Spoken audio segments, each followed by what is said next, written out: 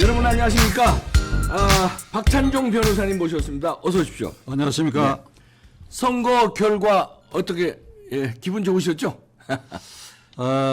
아슬아슬했습니다. 오늘 6일째인데 네. 아직도 좀 내가 얼떨떨해. 만일 윤석열 후보가 실패했다고 한다면 아유. 내가 오늘 이봉규 TV에 안 나왔을 거예요. 안 나오는 게 아니라 못 나왔을 거예요. 아유. 제가 이제 윤석열 후보가 실패라는 이런 말을 썼는데 그것을 뒤집으면 제가 특정인을 지지했다기보다도 윤석열 후보 실패는 결국 이재명의 당선이고 이재명의 당선은 문재인 정권 5년의 적폐와 특히 종북 주사파 정권의 연장을 말하는 것이니까. 아유, 그 큰일 날 뒷부분 뻔했습니다. 종북 주사파 정권의 연장을 내가 반대했기 때문에 네. 그걸 국민들이 얘기하니까 결국은 2번 후보 쪽으로 표를 모을 수밖에 없고 우파니까. 네. 그런데 뭐 그게 만약 실패했다고 한다면 지금쯤 광화문 광장에 아마 붉은 깃발로 막 흥분해갖고 말이야 만세 부르고 아주 위압적으로 나왔을 가능성이 있다. 그렇게 생각하면 밥맛이 탁 떨어지는데 섬뜩하죠. 됐으니까 네. 그 안도의 숨을 쉬는데 그래도 아직도 약간 얼떨떨해. 이 정말 어렵고 힘든 선택을 국민들이 해주셨다. 네. 아유 참. 자 이제부터가 중요한데요. 자 그렇다면은 이제 그 이재명의 대장동 등등해서 이제 사법 처리가 돼야 되지 않겠습니까? 이제 대통령 선거는 끝났지만 그냥 묻고 갈 수는 없는 거 아닙니까? 이재명의 그 대장동. 이재명과 대장동 게이트와 관련된 일을 네. 우선 결론을 말씀드리면 김우수 검찰총장이 결자 해제해야 돼요. 예. 이 뚜껑을 덮었던 일 아니에요. 예. 뚜껑을. 예. 이게 새삼스럽게 문제가 제기된 게 아니고 본인이 작년 9월 14일 기자회견을 통해서 자백을 했잖아요. 대장동 개발의 일련의 모든 기획 진행 다 내가 결제했고 그래야 5,500억이라고 하는 당군 일의 최대의 수익을 성남 시민에게 돌려줬다. 이런 기록은 없다. 어느 지방자치단체도. 이렇게 뽀겼단 말이야. 그런데 점점 드러난 게 김만배 일당이 3억 5천만 원을 투자해갖고 8천억 1조 가까이 돈을 끌어들여 갈라먹었다. 거기에 어떻게 이재명이가 관련이 없느냐. 그 증거가 그냥 켜켜이 쌓여 있잖아요. 네. 선거 막판에는 그 김만배 일당들끼리 저끼리 주고받은 말과 서류 이 뭉치를 저쪽 경부고속도로 초입 이 가로수 밑에 그 물 흐르는 데다가 버린 것을 찾아내가 전부 조사를 하니까 그게 이재명하고 일당들하고 대화한 거 다 나와 있다고. 그러니까 이게 증거는 충분하니까 3월 9일 대통령 선거는 이재명 낙선뿐 아니라 대장동 게이트 일련의 그 부패 행위에 대해서는 이게 국민적 유죄 판결이 난 거예요. 아, 국민적 유죄 판결이 난 것이죠. 아니 재판이라는 게 이 대표. 내가 변호사지만 상식적으로 하는 겁니다. 그렇죠. 법관이 무슨 신출 귀몰한 무슨 능력과 초능력을 가지고 증거를 보고 하는 게 아니라 상식이에요. 법은 상식이죠. 언론에 보도되고 있는 그게 다 증거로 다 될 수 있는 부분이니까. 그럼 누구 눈에도 그 대장동 게이트라고 하지만 거기에는 켜켜이 쌓여 있는 게 유사 개발의 백현동 게이트도 그와 유사해요. 그것도 수천억 이득을 남겼는데 그 개발사의 핵심으로 이재명의 비서실장 했던 측근이 거기 들어가 있어가지고 그 개발 시작할 때의 지목 변경하는 걸 양 일사천리로 해가 그렇게 됐다. 그러면 거기에 이재명이가 관련이 없다. 말이 안 되지요. 그리고 대장동 게이트는 우선 이 재판 거래, 권순일 대법관과의 재판 거래, 김만배가 끼어가지고 그것만 해도 뭐 큰 거 아닙니까? 재판 거래만 해도. 재판 거래만 하더라도 이게 이 법원이 뒤집어질 사건인데 그럼요. 그거는 권순일이가 사후 뇌물죄도 해당하고 그리고 그 재판 거래라고 하는 거 우리가 가벼이 볼 수 없는 것이 고등법원에서까지 서울고법에서까지 벌금 300만 원이 공직선거법 위반 등으로 이재명에게 선고되었으니까 이게 대법원에 그대로 확정이 되면 100만 원 이상이면 도지사직도 날아가고 그렇죠. 대통령 각종 선거에 이 후보도 10년 동안 못하게 돼요. 그러면 본인으로서는 완전히 목숨을 걸어야 되거든요. 이게 우선은 도지사직을 안 뺏기기 위해서도 그렇고 대통령 후보 경선에도 그렇고 목숨을 걸 수밖에 없잖아요. 내가 있는 그 모든 걸 털어서라도 지금 보이는 갖고 있는 그 살던 집을 팔아서라든지 뭘 하든지 이걸 우선 구명을 해야 될 거 아니에요. 그게 김만배가 하고 아주 여기는 그게 아주 세파드 짓을 8번이나 찾아갔다는 거 아니 아닙니까? 들어간 것만 해도 권순일한테. 권순일 대법관실 사무실 8번 갔다고 하는데 집에도 갔을 거 아닙니까? 아니 사무실 8번 가는 정도면 집에는 왜 안 갔겠어? 그럼요. 그리고 대법관 곧 그만두고 난 다음에 아주 용감하게 김반배 회사의 고문으로 한 달에 수천만 원씩 받고 네. 그 사후뇌물죄고 사전뇌물죄 다 있으리라고 하는데 이 일에 이재명이가 모르고 있다가 하면 그건 하나님이 웃을 일이야 하나님이. 그리고 백연동 게이트 그리고 재판 거래 그리고 성남 FC에 160억인가의 기부금 받았는데 그렇죠. 그것도 다 부패 흔적이 있고 그중에 약 20억 가까운 거 현금화되는데 어디로 간지 모른다는 거 아니에요. 지금 성남시청에 자료도 안 내놓고. 그러니까 이재명 게이트에 켜켜이 쌓인 것 중에 우선 일단 그를 구속할 수밖에 없는 게 일단 1단계로 업무상 배임죄. 네. 배임죄. 예. 그게 그래서 설계를 해가지고 성남 시민에게 5,500억이 아니라 1조 5,500억이 환원될 수 있도록 설계하고 감독하지 않았던 그 책임. 그 1조의 배임 행위가 있죠. 그리고 그렇죠. 이제 들어가면 전부 이런 이제 세부적인 이제 부패 행위도 있는데 이게 국민적 심판이 내려진 일이니까 김호수 검찰이 뚜껑을 덮었다. 지금. 그러니까 선거를 핑계로 뚜껑을 덮었다. 재판 이 일당들 건 지금 진행되고 있다. 법정에서 계속 네. 이 시장이 결재했다. 시장의 지시다 하는 게 계속 나오니까 나가 그걸 현행범이라고 얘기를 했단 말이에요. 그리고 지금 핵심들 몇 명 구속돼 있다가 3사람이 죽었잖아요. 3사람이. 그렇죠. 예. 그러니까 이 유한기 개발본부장 유한기 그다음에 1처장 김문기 가족들이 지금 피를 토하는 소리를 하고 있잖아요. 김문기 모른다고 했다가 그리고 이병철이라고 하는 사람은 변호사비 대납 사건을 폭로했고 네. 자, 한 사람 때문에 한 사건 때문에 3사람이 시신으로 이게 나타났다. 이것만 하더라도 검사들이 손을 부르르 떨면서 이런 불러서 소환해서 조사를 해야 될 거 아니야 이 말이야. 그러게요. 그거에 지금 증거가 쌓여 있는데 근데 이걸 특검으로 몰아가려고 꼼수를 부리는데 특검이고 뭐고 그냥 지금 김호수 검찰이 끝장을 내죠. 지금 선거도 끝났겠다. 민주당의 특검이라는 건 완전히 꼼수고 예. 특검 이 사건을 이 상태에서 특검으로 간다고 한다면 그거는 대한민국 검찰이 존재하지 않는 엄청난 불명예예요. 생각을 해보세요. 그렇죠. 예. 수사를 전혀 막바지에 지금 내가 보기에는 불러서 한 번 조사하고 영장 청구 가능하다고 봅니다. 그게. 그러고는 지금 자금 흐름이 1조의 자금 흐름이 정확히 조사 안 됐잖아요. 그게. 이게 상식이에요. 대한민국. 내가 성남시장이다. 그렇게 결재를 했다. 어떤 놈들 이런 일을 이렇게 큰 이득을 받았다. 그 놈들 그 사람들 중에 내 재판과 관계해서 이렇게 열심히 일도 해줬다. 그리고 또 뭐가 없다? 말이 안 되는 소리지. 그거는. 말이 안 되는 소리지. 정치 권력 가진 민주당이 이런 걸 뭉개는데 검찰이 꼼짝없이 이걸 수사를 안 한다면은 진짜 검찰이 존재할 이유가 없죠. 힘 있는 사람은 무죄고 힘 없는 사람은 다 감옥 가고 그러면 검찰을 없애버려야죠. 국민들이 다. 이번에 김호수가 결자 해지를 해야 되네요. 결자 해지해야 되고 김호수 총장과 수사선상의 책임 중앙지검장인데 네. 이 두 사람에게 내가 경고적 그 발언을 하려고 하는데 이거 이대로 특검으로 간다라든지 이대로 뭉개고 사표 내고 나오면 그 두 사람에 대해서는 직무상 범죄로 사법 처리를 해야 돼요. 직무유기네요. 직권남용 직무유기 여러 개가 네. 포함되어 있을 거예요. 그러니까 이게 이재명의 죄명을 은닉하는 방조 역할도 하고 이러니까 사상 유례 없이 검찰총장의 직무상 범죄 행위로 김호수가 이거 대장동 수사 지금 제대로 안 하면은 김호수가 직무유기로 처벌받겠네요. 중앙지검장도 다 중앙지검장도. 그러니까 그 이하의 직무상 책임 묻기는 어렵거든. 지휘 체계가 있으니까. 네. 그래서 이 부분에 대해서 나는 김호수 총장과 중앙지검장에게 서울중앙지검 그 현관으로 들어가서 엘리베이터 타는 그 로비 큰 벽면에 뭐가 붙어 있는가 하면 검사의 선서란 게 붙어 있어요. 예. 요거는 임관식 때도 선서하는 내용인데 그 요지는 이겁니다.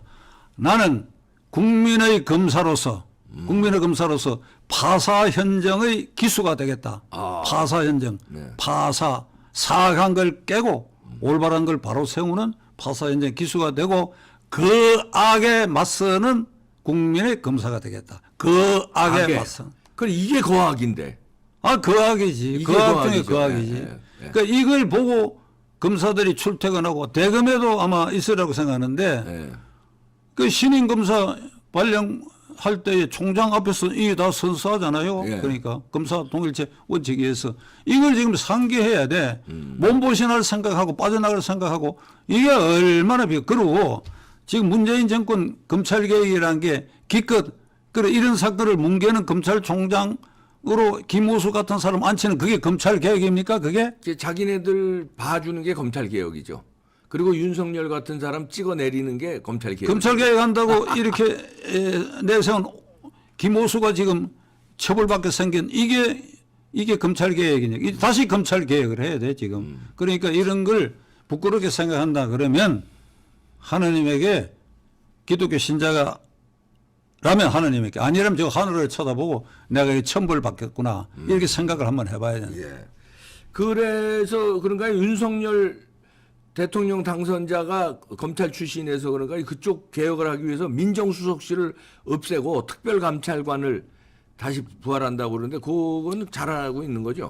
그는 박근혜 정권 초기에 예. 특별감찰관 법을 국회에서 통과시켰어요. 네. 그 특별감찰관의 임무가 대통령 자신과 친인척의 네. 불법 행위 그리고 청와대 수석 비서관들에 대한 불법 행위에 대해서 그 감찰하는 권한. 네. 그러니까 감사원보다는 조금 강하고 수사기관 권한보다는 조금 약하지만은 네. 그러니까 관계기관의 자료 제출 요구 그리고 조사 권한까지 갖고 있고 네. 그래서 범죄 혐의가 있다고 인정될 때는 검찰총장에게 고발을 하도록 돼 있어요. 네.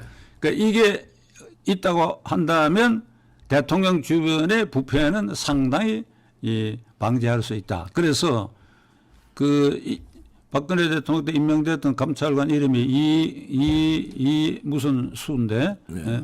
그 변호사 출신 검사 출신인데 이제 그 감찰관하고 한 1년쯤 지났을 때 우병우 민정수석하고 이게 충돌한 게 언론에 보도가 됐어요. 네. 뭔가 하니까 우병우 수석이 전화로 이 특별감찰관한테 왜 내 뒤를 캐느냐 이렇게 돼버렸다고. 예.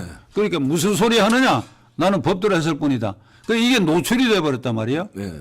그렇다면 이게 특별감찰관의 존재가 수석비서가 민정수석까지도 이게 뒤를 감시하고 있구나 하는 게 다 드러났잖아요. 네. 그러면 이게 예방 효과가 충분히 생길 수 있는 겁니다. 자, 그런데 문재인 들어와서 임명을 안 했잖아요. 아예 안 해버려. 아예 안 5년 동안 해버렸죠. 아예 안 하는데 만일 특별감찰관이 있었다고 한다면 저는 네.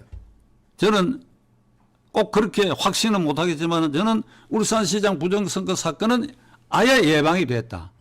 그리고 그렇죠. 예. 월성 원전 1호기 경제성 조작 사건도 예방이 됐다. 그러니까 울산시장 부정선거 사건은 문재인 대통령이 40년 친구 형님으로 대접하는 친구의 송초로. 이번에 송철호 변호사가 울산시장이 됐으면 좋겠다. 8번 선거에 나가 계속 떨어지고 자기 소원이라고 그랬어요. 소원. 그 꼴을 내가 볼 수 없으니 시장 되는 게 소원이라고 해가지고 8개 청와대 안에 팀이 움직였다고. 네. 8개 팀이 움직였다 그러면 왁샤왁샤한 거예요. 네. 지금 임종석이는 빠져나갔지만 그 다 증거가 있는 것 같아요. 네. 그 왁샤왁샤가 그 중에 여러 명이 지금 기소됐잖아요. 그게. 네. 그럼 특별감찰관이 있다가 그러면 특별감찰관이 바르게 생각했다 그러면 이게 소리 나게 노골적으로 선거에 개입하는 거 가만 보고 있었겠느냐 이거야. 그렇죠. 예. 벙어리 귀머거리 감찰관이 아니었다 그러면 그 중에 줏대가 있는 사람 같으면 각하 이거 이렇게 하면 안 됩니다. 경고했을 거 아니에요 그게. 네. 경고음이 어떤 형태로든지 나는 울렸으라고 봅니다. 네. 그 고소고소 나니까 감찰관이 너 왜 이러느냐 말이야. 자료 내놔라 이런 식으로 될 테니까. 네. 그러니까 문재인 정권 아래서의 청와대 비서실의 부패는 지금 드러난 거 외에도 제가 풍문으로 듣는 게 많은데 형사소송 보면은 풍문도 수사 단서가 돼요. 풍문도. 네. 아니 물론이죠. 신문에 보도되는 거 그거 다 수사 단서입니다. 네. 그게 어마어마한 얘기들이 많은데 거의 이 목에 힘주는 이 비서관급 이상 거의 전부가 뭔가 다 걸려 있는 걸로 봐요. 그러니까 이거 그냥 듣고 넘어갈 수가 없어요. 네. 그래서 문재인 대통령은 특별감찰관을 임명하지 않는 대통령의 직무유기야. 이것도 책임을 물어야 돼. 그것도 직무유기지. 그것도 직무유기야. 직무유기지요. 예. 당연히 임명할 걸. 이게 탄핵 사유는 분명한데 지금 뭐 임기 끝나가니까. 근데 형사사건도 나는 분명히 된다고 봐요. 그리고 이제 이렇게 생각해 보면 특별감찰관을 임명 안 한 거 하늘과 땅을 두고 통곡해야 할 일이 지금 이제 금세금세 다가옵니다. 본인 자신에서부터. 문재인도 이제 수사받아야 되고. 예. 그래서 문재인 대통령은 이제 어제 수석비서관회에서도 통합과 화해의 시대를 열어다 그러고 윤석열 당선자하고 통화에서도 통합과 화해의 시를 열어야 된다 그러고 수사하지 말아달라는 얘기죠. 통합과 화해의 시를 열어다 하는데 이게 쿨인 게 너무 많으니까 그냥 봐줘라, 넘어가자 이런 것 봐주십시오, 같은데 이게. 하늘이 내려다보고 있어. 하늘이. 이건 이런 부분의 수사 이재명을 사법 처리하고 이런 부분 청와대 관련자들 수사 울산시장 부정선거 사건 나머지 수사 이것도 뚜껑 덮어놓은 게거든. 월성 원전 1호기 그것도 뚜껑 덮어놓은 거. 꼭 지점에 대통령이 있잖아요. 네. 또 관련 비서관들이 추가로 얼마든지 있어요. 그러니까 이걸 다 덮고 화해할 시대에 가자. 소도 웃을 일이고 만약에 그렇게 되면 윤석열 대통령 시대 초반부터 어려워지죠. 민심에 엄중한 질타를 받게 될 것이고 예. 이봉규 더 TV나 박찬종 TV가 용서하지 예.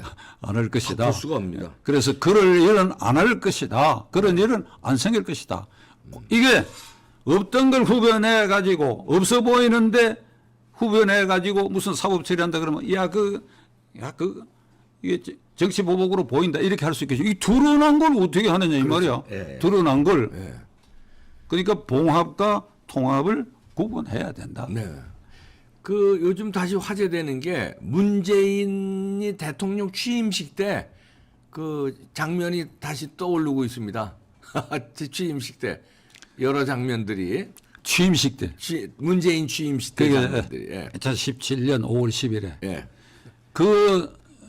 거기에 그 취임사가 이게 역대 어느 대통령보다도 아주 아름답고 아주 고상하고 국민을 감동시킬 내용으로 확꽉 찼는데 네. 5년이 지나고 지금 보니까 완전히 꽝이야. 완전히 거짓말이고 예. 완전히 안 지켰고 예.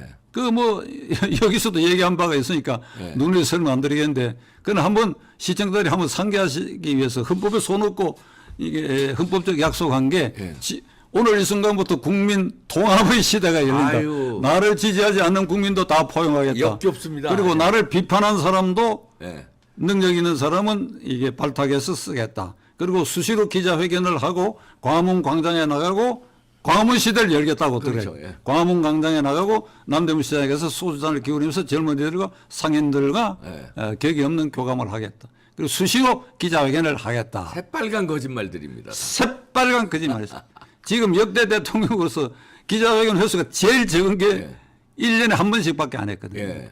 그리고 이게 A4 용지 들고 여기 수석비서관들 앉혀놔놓고 그 뒤에 국민들에게 이걸 들고 얘기하는 이런 불경죄를 범하는 네. 이제 이런 대통령인데 시작은 아주 그렇게 화려하게 했고 그리고 취임식 다음 날 대통령실에 일자리 보드 일자리판 만들어가 거기에 일자리 수석 그 당시에 지금 광주시장에 되어 있는 이용섭 네. 이 부위원장이고 일자리 수석 위원장은 내가 맡는다 위원장이 문재인이 직접 맡았죠. 직접 만들어가 그게 이제 상황판. 이 보탄으로 뭐 오늘 일자리 몇 개가 확보되고 그래갖고 이제 만면 웃음을 짓고 출발을 했는데 그 슬그머니 없어진 지는 오래됐고 네.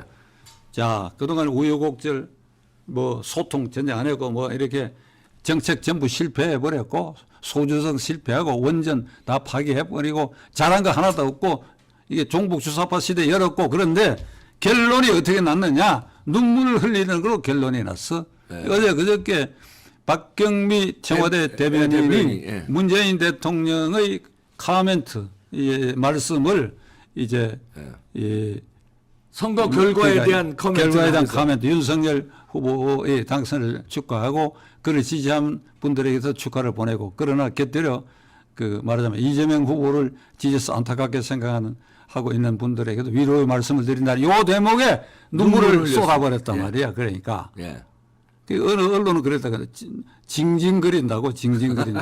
그러니까 시작은 화려했는데 끝엔 아주 눈물로. 상춘제에서 일자리 그 보도판 시연한 그 다음 날 상춘제에서 점심시간에 이렇게 와이셔츠 횡대로 바람으로, 섰는데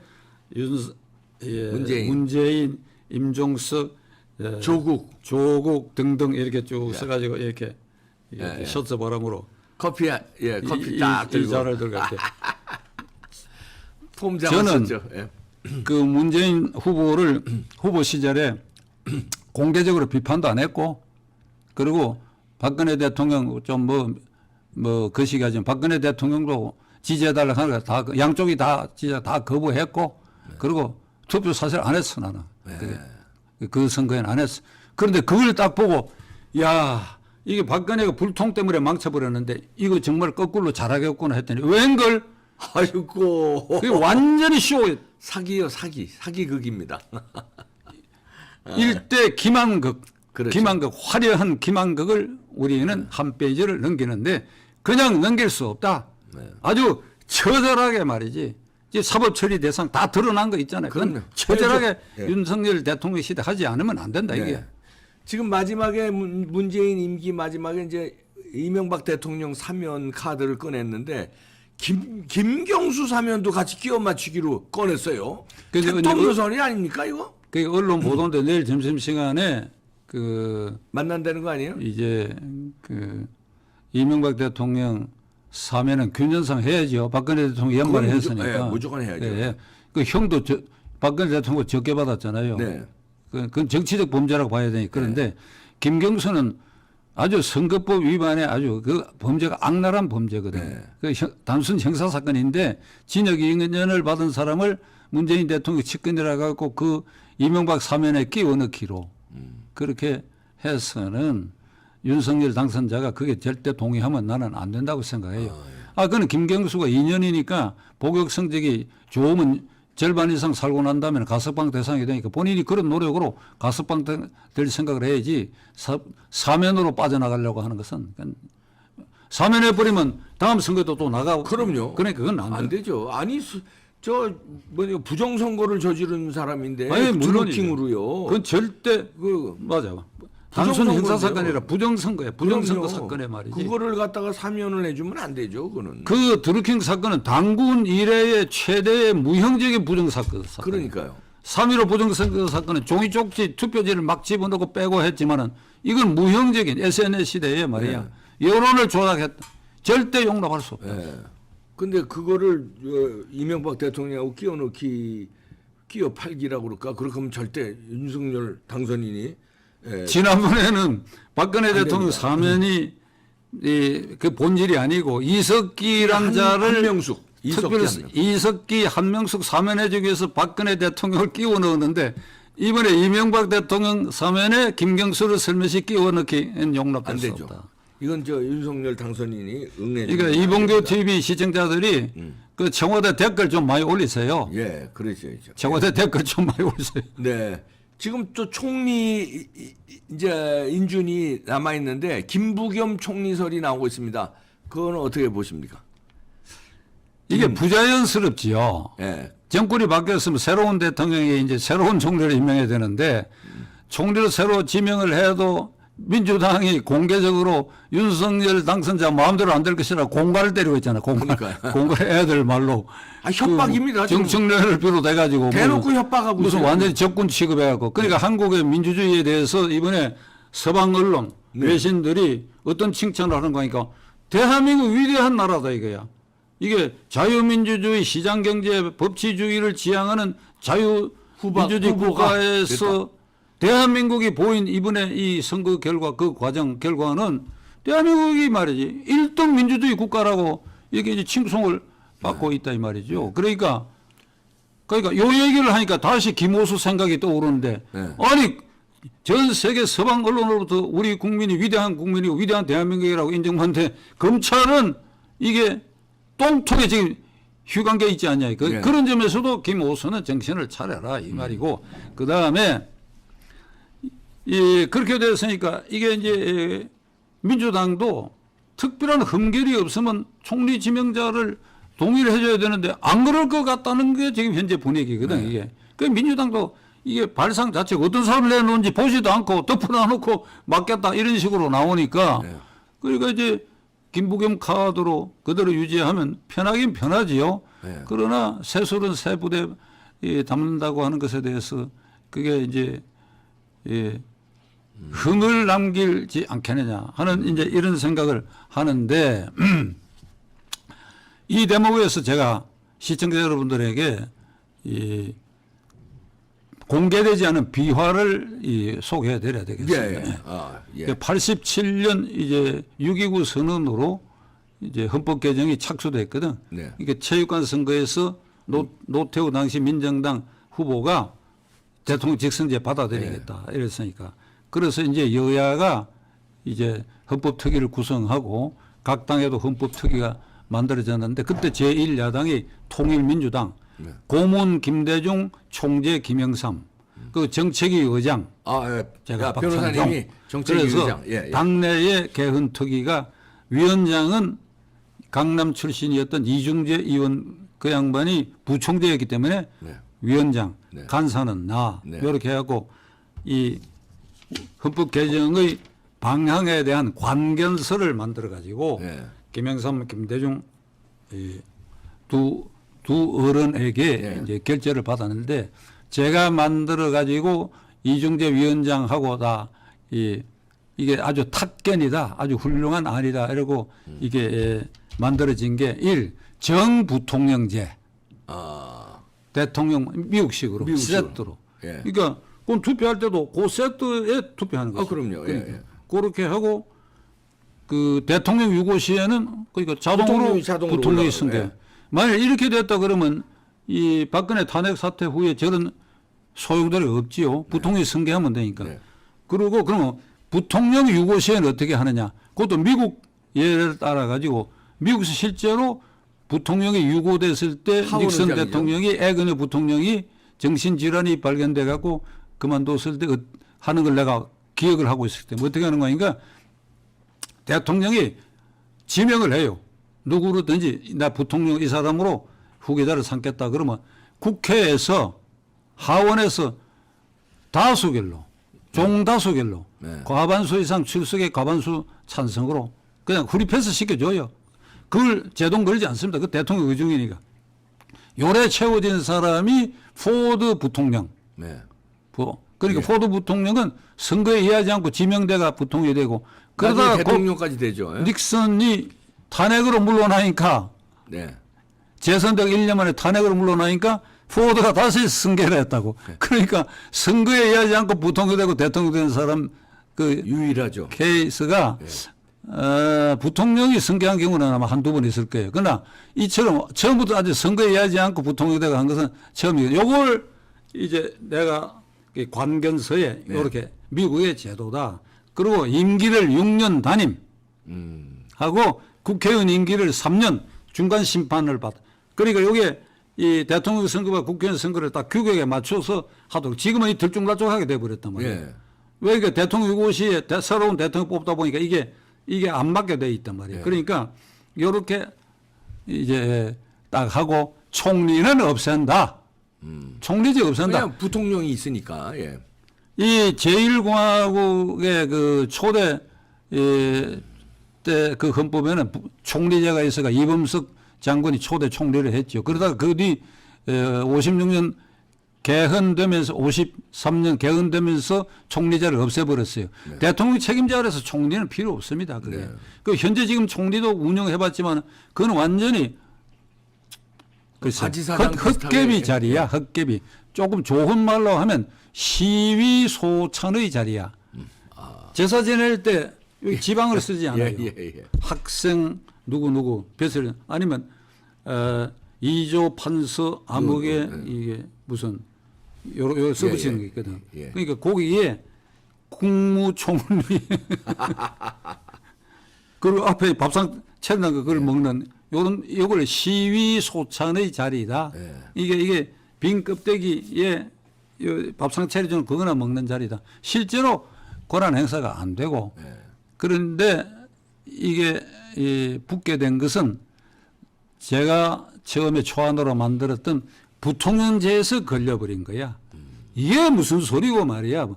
왜 부통령을 둬야 하느냐? 부통령 두면 그게 일정 권력이 주어지거든. 그러니까 그게 싫다 이게. 그리고 특히 지금 지난 일이니까 제가 공개를 하는데 YSDJ의 경우에 이 YS가 나이가 3살이 아래입니다. 네. 아래인데 국회 경력은 YS가 훨씬 높고 많죠. 예. 그러니까 YS 입장에서 보면 그럼 날 부통령 하란 말인가 이런 생각이 속에 있는 거예요. 예. 정권 어차피 야당으로 넘어오게 돼 있다고 본 거지 그때. 예. 넘어온 걸 이게 확실해지게 둘이 분열해가 결국 나가 노태우를 당선시켰으니까. 예. 이제 그런 생각에서 제일 펄쩍되는 게 김영삼 총재야. 나보고 이거 그대로 얘기하기는 뭐 그런데 정신 나간 짓 하고 있다. 이게 정신 나간 짓. 지금 뭐 부통령제가 필요하냐니까. 내가 대통령 때 혼자 휘둘러야지. 근데 이게 민정당 쪽에도 알려졌어. 네. 그것은 쉬쉬했지만은 노태우 후보가 부통령 절대 원하지 않거든. 심각한 것은 그쪽이야. 네. 부통령제를 두게 되면 민정당 쪽 군인 정권 아래서 부통령 누가 되냐가 총싸움이 날 위험도 있거든. 이게 부통령 되면 차기 후보다 이게 차기 후보. 그렇죠. 그렇잖아요. 그렇게 되니까 누구를 시켜야 되냐. 거기에다가 대통령 권력이 약화되느냐 아닌가 이런 게 있고 김대중 대통령도 이게 싫은 거예요. 지도자들이 다 반대해가지고 부통령제. 무산됐구만요. 예. 그러니까 그 당시 제1야당 이 참새들에게 이중재 위원장하고 박찬종 정책위 의장 간사가 중상모락을 당했는데 어떤 중상모락인가 하면 이중재 씨가 호남 출신이거든요. 호남 네. 출신. 호남 출신인데 김영삼계야 쭉. 예. 김대중계가 아니에요. 예. 쭉 김영삼계니까 이건 이중재가 김영삼 대통령 이중재 부통령을 노려서 이런 거 아닌가. 아. 제1한 그 시비거리 이 중상모락이 제2 이게 박찬종의 짓이다 이게. 아. 이게 40대 부통령 해먹으려고 이놈이. 아, 예. 그러니까 그 중상모락들 하면 나는 이미 부통령 한번 한 사람이야. 이래가지고 부통령제도 이래 돼갖고 총리제가 살아남고 이래 돼가 지금 30여 년이 흐르고 이래 보니까 좀 시청자 여러분들에게 좀 민망한 얘기입니다만은 제 의견대로 됐다 그러면 지금 이 소용돌이가 없지요. 정부통령제하고 총리 이거 총리가 왜 필요합니까 그게? 이런데 하여튼 지금은 있으니까 임명을 해야 될 텐데 김부겸 총리 카드는 어떻습니까? 그러니까 김대중 대통령이 97년에 이제 당선돼 갖고 총리로 DJP 연합 때문에 김종필 총재를 지명을 했는데 당시 이회창 한나라당 그 야당에 대해서 총재가 뭐라고 얘기하면서 그걸 거부했는가 하니까 김종필 씨는 중앙정부부 창설자다 이랬어. 네. 내가 그걸 듣고 그 이후로는 반대할 이유가 없다. 왜 그러니까 김종필 씨하고 같이 하던 사람들 그게 다 지금 한나라당에도 상당한 주류를 형성하고 있는데 그 옛날 걸 끄집어내 가지고 말이야. 다른 이유는 몰라도 말이지. 그러니까 6개월 동안 서리로 있었어요. 서리 있었는데 지금 요건 내가 이 시간 끝나고 찾아봐야 되겠는데 그 김대중 대통령이 어떻게 했는가 하니까 서리의 추천을 받아가 장관을 임명하고 인사청문회에 갔던 걸로 내가 기억을 해요. 그래서 이건 이제 헌법에서 조금 문제가 있는데 정식으로 임명되지 않는 총리 서리에 헌법은 어찌되니까 국무위원 장관은 총리의 재청으로 대통령 임명하도록 되어 있으니까 그 재청권을 행사하는 사람이 총리가 이게 공석이 되어 버렸으니까 또 이게 거부당하고 있으니까 이걸 서리로 임명하고 그 서리가 재청하게 한 것으로 내 기억을 하는데 이건 헌법에서 좀 문제가 있는데 그러니까 이 총리 자리 때문에 이처럼 새로 대통령 된 사람을 고민케 한 이게 이 계력 같은 이 자리 때문에 이래야 되느냐. 그러니까 저는 민주당 172석인가에 대해서 정청래 의원 강경파를 포함해 가지고 이게 총리 임명하는 거 이거는 그대들이 협력해야 됩니다. 벼르고 있듯이 한번 보자 이렇게 할 일이 아니에요, 이게. 협력할 사람들이 아니에요, 그 사람들. 그런 거 그렇게 해주고 무슨 좀 통합을 외쳐대 갖고 무슨 동정표를 어떤지 협력할 해야지. 사람들이 아니니까 김부겸 카드가 나온 건데 김부겸 카드는 어떻게 보세요? 총리. 그래서 그게 떨떠름하다니까 내가 보기에 떨떠름. 떨떠름. 새 술은 새 부대에 담아야 되는데 그래도 내 생각은 그게 좀 편하게 되지요. 네. 김부겸 총리 그냥 그대로 유지되는 것이니까. 네. 그런데 이명박에서 박근혜 대통령으로 넘어올 때의 장관 인사청문회 아주 골치를 앓았던 게 국방장관 자리입니다. 네. 처음에 김모 씨를 지명했는데 이게 낙마해버렸고 또 누구도 만만치 않고 그럴 때 저는 공개석상에서 이 지상파 방송에 나와가지고 그때는 내가 이 방송 자유롭게 할 수 있었다니까. 그러니까 그 이명박 대통령 임기 말에 국방장관이 김 누구지요? 김관진. 아주 그 야무지게 생긴 사람. 네, 김관진. 김 관진. 예. 김관진 장관을 그대로 유임시켜라. 네. 이거는 미국의 경우에 이 부시 정권에서 오바마 정권 그러니까 이를테면 우리식으로 하면 공화당에서 민주당으로 넘어오는데 국무장관하고 국방장관은 유임시켰어, 유임. 네. 그런 케이스가 있다. 그 청문회 안 거치고 말이야. 마찬가지로 그래 했더니 결국은 김병관 장관을 그대로 유임시킨 사례가 있듯이 총리도 그렇게 할 수는 있지만은 이게 이제 성격이 다른 정권이고 국민들 여망도 있고 하니까 이게 고민인데 하여간 그러나 새 사람을 지명해서 하는 것이 나는 정도다. 그렇게 해서 그거는 민주당이 협력을 해라. 총리 정도는 말이야. 협력을 해라. 그 사람들이 어떤 사람들인데 그 협력을 할까요? 아이고. 하여튼 국민적 여망은 협력하란데 할 것 같지는 않습니다. 그 사람들이. 말로만 무슨 통합의 정치하라고 상대방한테만 요구하죠. 쟤네들은 통합의 정치할 준비가 안 된 사람들이에요. 네, 오늘 말씀 고맙습니다. 예, 감사합니다. 박찬종 변호사님이셨습니다. 감사합니다.